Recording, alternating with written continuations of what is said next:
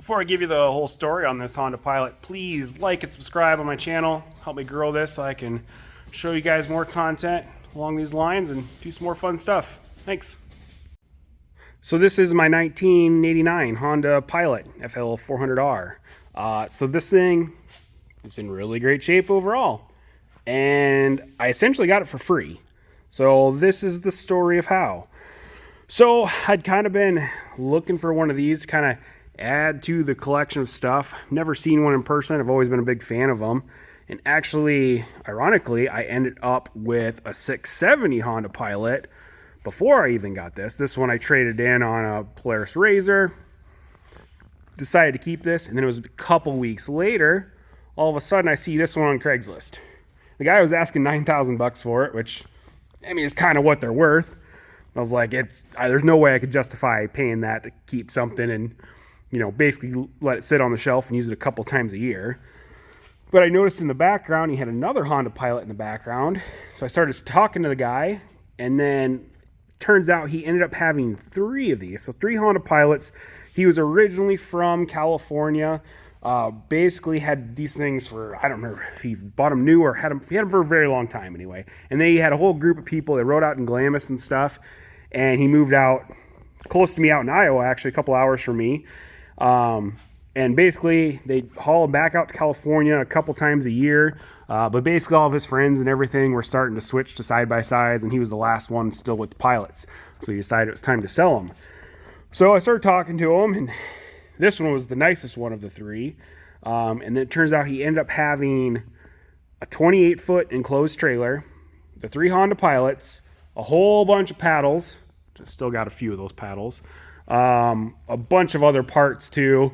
And a couple like top end kits, a couple boxes of clutches, some new and some of them used, and kind of a variety of other parts. So I kind of was like, well, how much for the whole lot?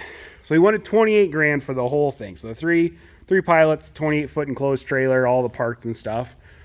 So I kind of started doing some math, and then basically kind of figured, well, if I sell off the Pilots, get kind of what I need out of those, sell the trailer off, sell a bunch of the parts, you know, maybe I can break even on this whole thing. So I made about a 2-hour drive out there, ended up buying the whole lot. So 28 grand for the whole thing. So the 3 Pilots and the trailer. Got everything back. And the Pilots were, I mean, in great shape, just like this. Like I said, the other ones weren't quite as nice. They had a couple cracks in the plastics and stuff. This one has got kind of that one blemish there, but still original tires on them.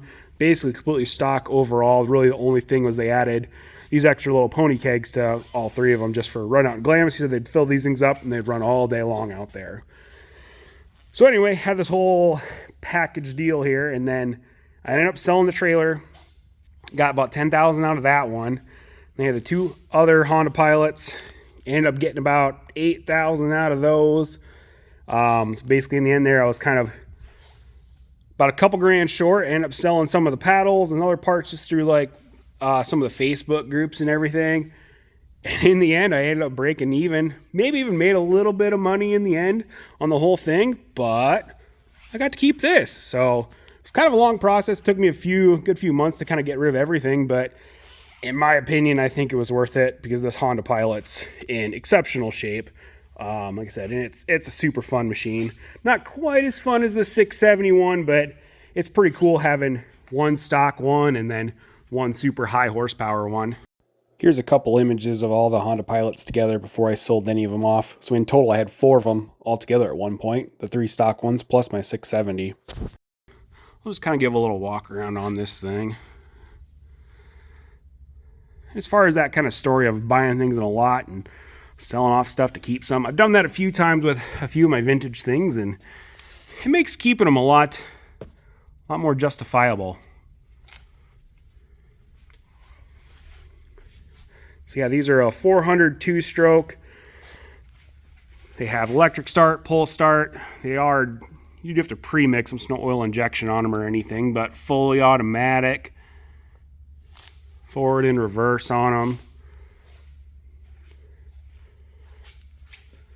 Headlights, 5-point harness on it. Actually, this would be a 4-point on this one.